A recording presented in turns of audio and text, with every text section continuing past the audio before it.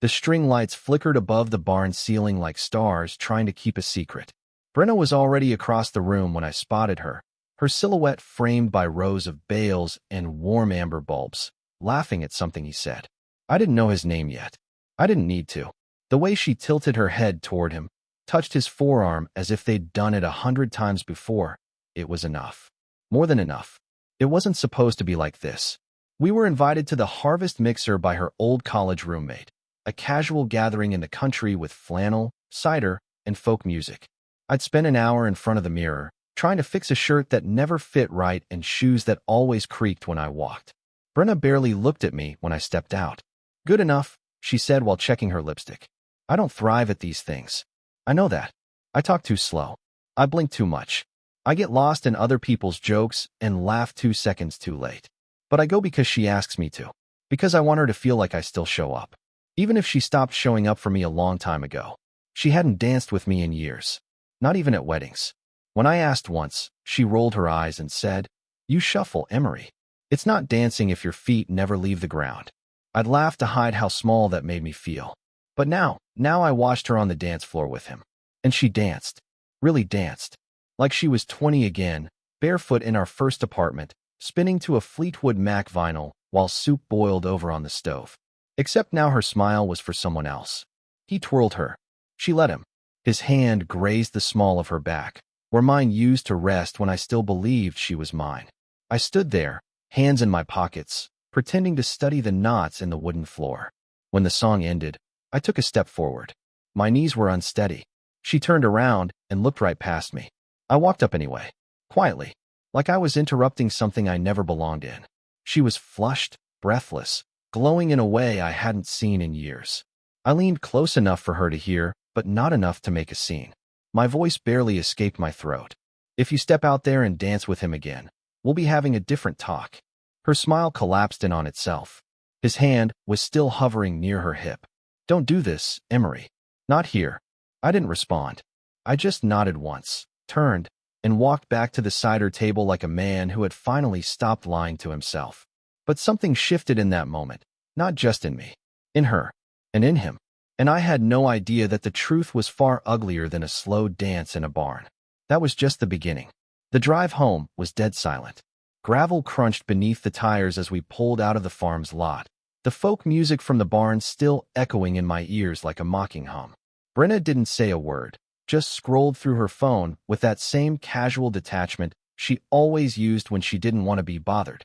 I kept my eyes on the road and pretended my hands weren't shaking on the wheel. I replayed the dance over and over in my mind like some slow-motion car crash. The way she arched her back when he spun her. The way she touched his chest when she laughed. How many times had she danced with him like that before tonight? How many business trips had a side of rhythm? When we got home, she went straight to the bathroom without so much as a glance. I heard the faucet run, the sound of her wiping away makeup.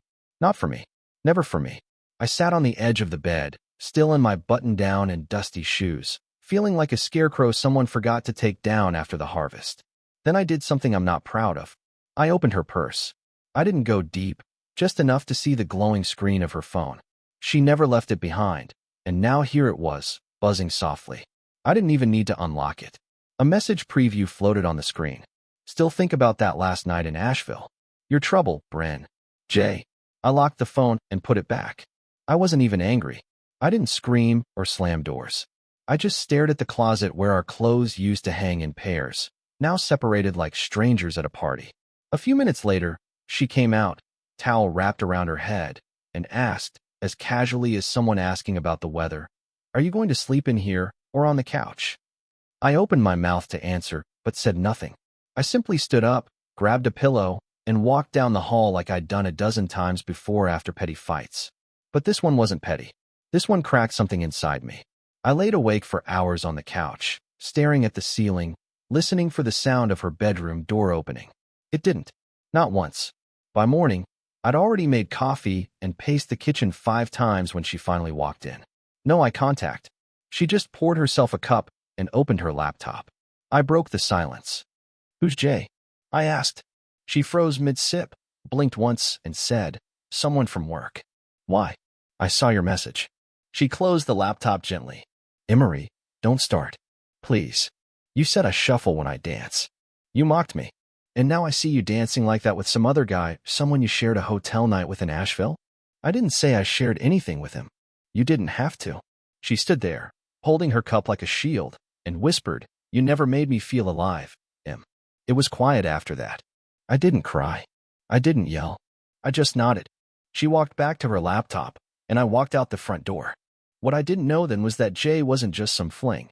He was a fracture from long ago, one I had ignored, one that had been growing quietly behind the curtain of our routine marriage.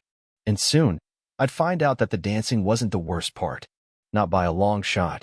I didn't go far when I left the house. Just drove until the gas light came on and parked in the lot behind a shuttered hardware store, the kind with dusty windows and a faded sign still advertising paint specials from who knows how many years ago. I sat there, engine off, staring at the cracked windshield and wondering when exactly I became the kind of man who just let things happen to him. When did I stop asking questions? When did I start accepting half-truths as enough? It wasn't the dance that broke me, not really. It was her expression when I confronted her. No guilt, no apology, just exhaustion. Like she was tired of pretending to love me and hoped I'd finally let her go so she wouldn't have to be the one to pull the pin. I stayed in that parking lot until the sun shifted and the light started bleeding into the cracks of the old storefront. My phone buzzed once. It was Brenna. A single text, "You're overreacting. Come home." That was it. No, I'm sorry. No explanation. I didn't reply. Instead, I did something I never thought I'd do. I drove to my brother Malcolm's place. We hadn't spoken in almost 2 years. Long story, old grudge, something to do with our dad's tools and who got what after he passed. But when I showed up at his doorstep, unshaved and still in yesterday's shirt, Malcolm didn't say anything. He just stepped aside and let me in. We sat on his worn-out couch, drank terrible instant coffee, and I told him everything. Every second of that barn dance. Every word she said. The text from Jay. The look in her eyes when I mentioned Asheville. All of it. Malcolm didn't interrupt once. When I finally finished, he just leaned back, crossed his arms, and said, "You want the truth or comfort?" I hesitated, then said, "Truth." She's cheating, Em. Maybe emotionally, maybe physically, probably both. Either way, she's not your teammate anymore. That hit me harder than I expected. Not because it was shocking. I already suspected it. But because hearing it aloud made it real. Made it final. Brenna wasn't my partner anymore. She was a separate entity orbiting someone else's gravity. I stayed at Malcolm's that night. Slept on the couch. Dreamed of nothing. When I woke up, I had 27 missed messages from Brenna. Some were calm, some angry. One said, "I knew you'd act like this." Another just said, "He means nothing." That's the thing. If he meant nothing, why did she dance like he meant everything? Later that afternoon, Malcolm and I sat on his porch, watching the clouds gather. He looked at me and said, "You ever wonder if she waited for you to find out? If she wanted you to be the one to say it first so she wouldn't have to be the villain?" That idea hadn't even occurred to me. But it made sense in the worst way. Maybe she was done a long time ago. Maybe that dance wasn't a mistake. Maybe it was her exit music. A slow, graceful fade to black. By evening, I decided I had to confront her properly. Not through texts. Not through silences. In person. With everything on the table. But what I didn't realize, what I couldn't have known, was that she wasn't at home waiting for me. She was with him. And I was about to walk straight into a scene I wouldn't forget for the rest of my life. The drive back to the house felt longer than it should have. I wasn't sure what I was planning to say. Part of me thought maybe I'd ask her to tell me the truth, beg her for the whole story just so I could stop guessing and start breathing again. Another part of me, the smaller, exhausted part, just wanted to walk in, pack a bag, and leave quietly. Maybe go stay with Malcolm for a week. Maybe longer. Maybe forever. But nothing could have prepared me for what I saw when I pulled into our driveway. There was a car I didn't recognize parked 2 spots over. Not a neighbor's. Not family. Some luxury sedan with tinted windows and dealership tags still on it. I already knew. I didn't burst in. I didn't scream. I opened the front door like I had 100 times before, keys jingling, soft click behind me. The smell of her perfume was still fresh, too fresh. I could hear faint music upstairs. I walked slowly, deliberately, my shoes soft against the hallway rug. I could hear murmuring through the bedroom door. 2 voices. One was hers. The other was a man's. I didn't open the door. I didn't want to see it, not really. I just stood there, staring at the brass handle, trying to summon the courage to knock. But before I could decide, the door opened. He was shirtless, broad-shouldered, confident in the way that comes from either money or narcissism or both. His eyes flicked toward me like I was an afterthought, a minor character in a drama that no longer belonged to me. Brenna appeared behind him, wrapped in a robe that I recognized, the one I got her last Christmas. I didn't say anything at first. I just looked at her, really looked at her. And she didn't look ashamed. She didn't cry. She didn't apologize. She just whispered, "You weren't supposed to be here this early." That sentence, that was what finally did it. Not the affair. Not the stranger standing half-dressed in our hallway. Not even the perfume I'd always loved now clinging to both of them. It was those words. That casual cruelty. That assumption that I'd just disappear on cue. I walked past them, into the bedroom, picked up the duffel bag from the closet, and started packing. She didn't stop me. He stood there like a bouncer, arms crossed, smug. I took a few shirts, my laptop, my old college hoodie, and a box from the nightstand that still had concert tickets from a lifetime ago. She finally spoke again. "Can we talk when you're calmer?" I zipped the bag and turned to her. My voice cracked when I spoke. "Calmer? I watched you dance with him like I didn't exist. I asked you, face to face, what was going on. And instead of telling me, you waited for the moment I was out of sight to bring him into our bed. It's complicated, Emory." "No, Brenna. It's simple. You wanted more. You just didn't have the guts to say it." I walked out of the room, out of the house, into air that finally felt honest. I didn't look back. I didn't slam the door. I just drove. I spent that night at a cheap motel off the highway, with peeling wallpaper and a buzzing vending machine outside my room. I didn't sleep. I didn't even lie down. I just sat at the edge of the bed, staring at my phone, wondering when everything had gone so wrong and how I hadn't seen it coming. But the truth was, I had seen it. I just didn't want to believe it. And in the coming days, I'd learned there were even more lies. Bigger ones. The kind that change everything you thought you knew about someone. I didn't go back to Malcolm's. I couldn't face the look in his eyes again, that mix of pity and validation, like he'd seen this coming before I had. Instead, I stayed in that motel for 3 nights. I kept extending the room one day at a time, telling myself I'd figure out a plan, make a list, decide what I wanted. But every night ended the same, me sitting in that stiff-backed chair, staring at the TV without hearing a word, phone in hand, waiting for messages from her that never came. No apology. No explanation. No, "I miss you." Nothing. She wasn't even pretending anymore. On the 4th morning, I finally got up early and drove to my storage unit to grab an old box of files. I needed paperwork, insurance, marriage license, tax stuff. Something to anchor me, to make this feel more real.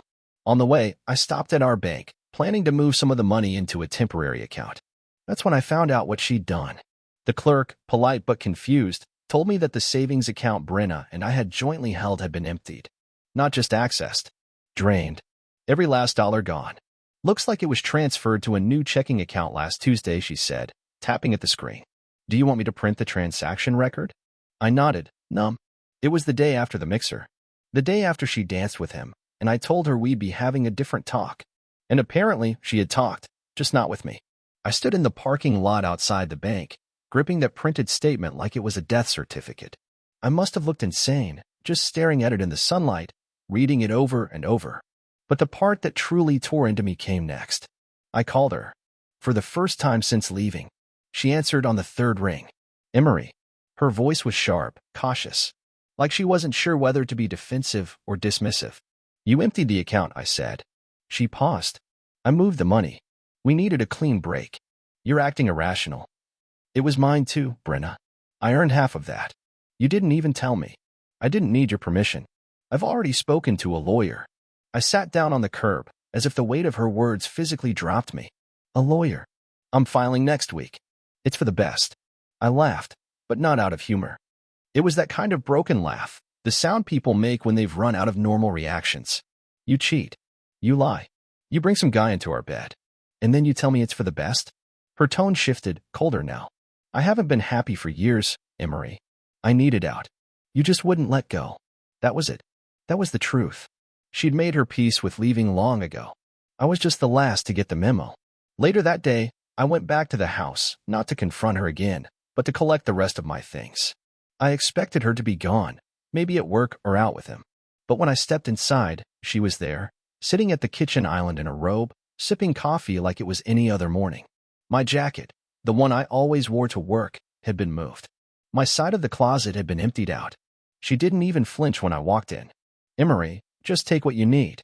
I opened the hall closet, grabbed my toolbox, some old photo albums, my winter coat, and a shoebox full of old keepsakes I wasn't even sure I wanted anymore. Then I noticed something new on the fridge, a calendar.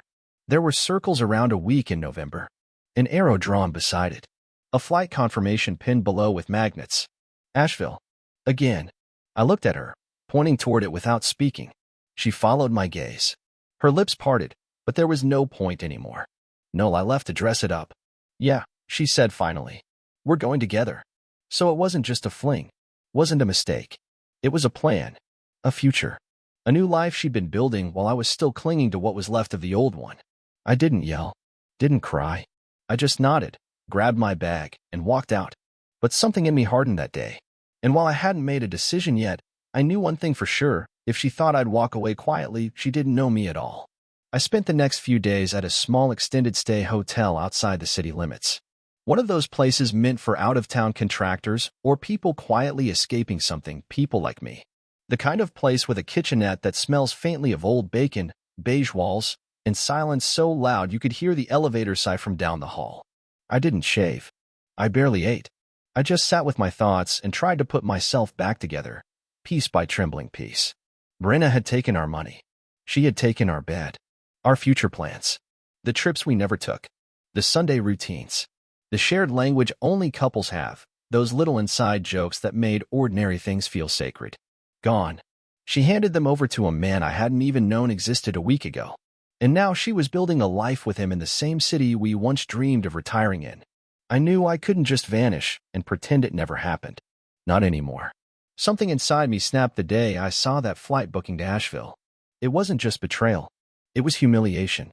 A man doesn't recover from that kind of erasure by staying quiet, especially when it's clear the person who hurt him never planned to look back. So I started making calls. The first was to the lawyer Brenna had apparently consulted. She'd left her open laptop on the kitchen counter during my last visit, and I took a quick picture of the firm's homepage while she was in the other room. I met with a guy named Thomas Lindell. Mid-50s, hard eyes, sharp suits, and the kind of calm that tells you he's seen 100 marriages die and doesn't flinch anymore. I told him everything, laid it out in a voice that cracked more than I wanted it to, and handed him the bank statement, the text screenshot, and a printout of the flight reservation. He sat back, tapped a pen against his chin, and finally said, "You're going to let her file, but we're going to control how this ends." That was the first time in weeks I felt like I had even the tiniest piece of leverage. Not revenge. Not payback. Just control. A way to protect what little was left of my name, my savings, and my dignity. Over the next few days, Thomas helped me freeze the remaining accounts, document all shared assets, and begin the formal separation process. He told me not to contact her directly, not even to respond. Just let everything flow through the process. But then something unexpected happened. One afternoon, while I was reviewing forms in the hotel lobby, a message pinged my phone from an unknown number. No name. Just, "You don't know the full story. Meet me, please." I stared at the message for a full minute, confused, cautious. I almost blocked the number until a second message came in. "My name is Adrian. I'm his ex. You need to hear what he's done before."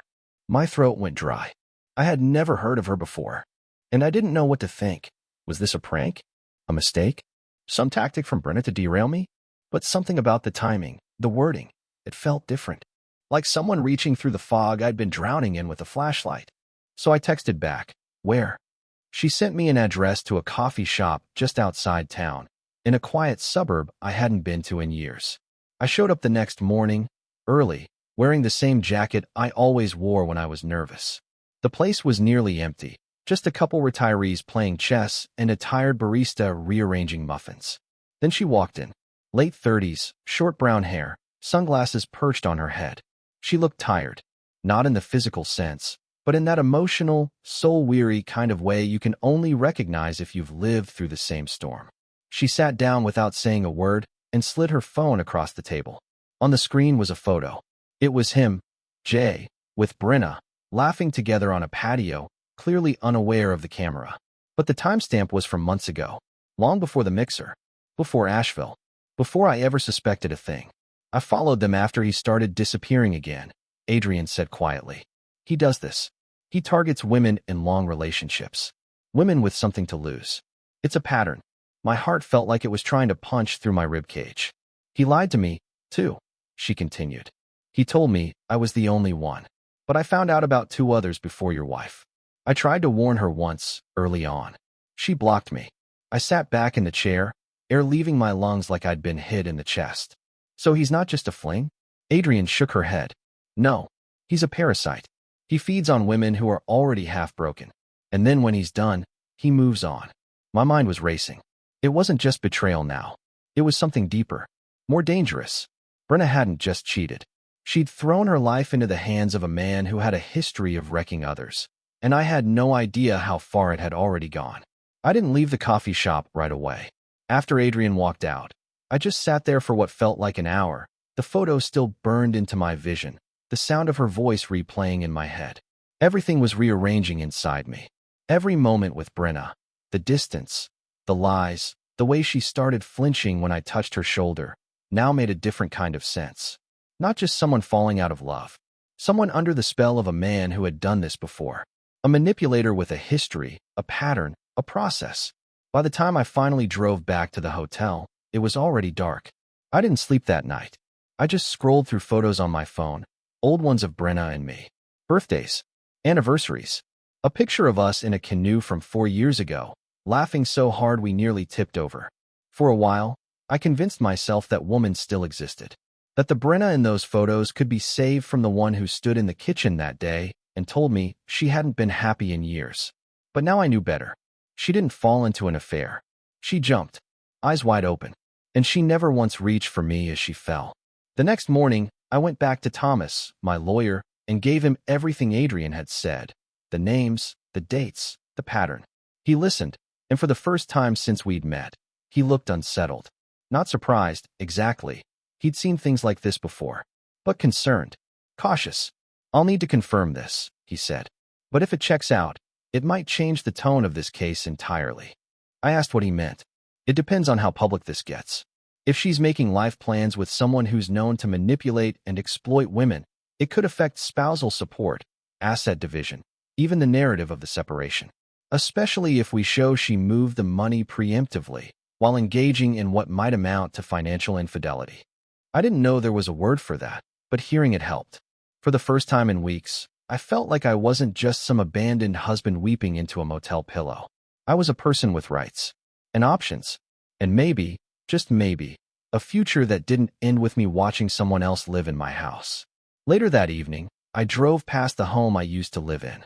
I didn't stop. I didn't even slow down. But the lights were on. Her car was gone.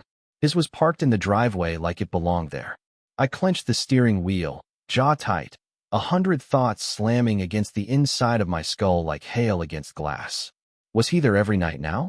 Did he have a toothbrush in my bathroom? Was he eating cereal from the bowl I bought in a set of 4? The next morning, Adrian messaged me again. Just 4 words. You need to see this. She didn't say what it was. Just sent me an address. A different one this time. And told me to meet her there in 30 minutes. I didn't even ask questions. I just drove. It was an apartment complex across town, the kind with fake balconies and gray vinyl siding. Adrian was waiting out front, arms folded, her eyes scanning the lot. She led me upstairs, said nothing, and knocked on a door. A woman opened it. Mid-40s. Dark circles under her eyes. She looked at me like she already knew who I was. This is Lizette, Adrian said. He did it to her, too. Lizette nodded. My marriage didn't survive it. My savings didn't either. He told me we were meant to be. Then left the moment I told him I was pregnant. I stared at her. Did he? No, she said flatly. I lost the baby. He ghosted me 2 days later. My hands were shaking. I felt physically ill. The floor tilted under me, and I had to steady myself on the doorframe. Adrian pulled me aside, voice low. I'm not doing this for revenge, Emory. I'm doing this so you know the kind of man your wife is building her life with. He doesn't stay. He drains them, and he runs. And when it happens to her, I want you to be far enough away not to get pulled back in. I nodded slowly. I wanted to believe that Brenna would see it coming. That she wasn't stupid.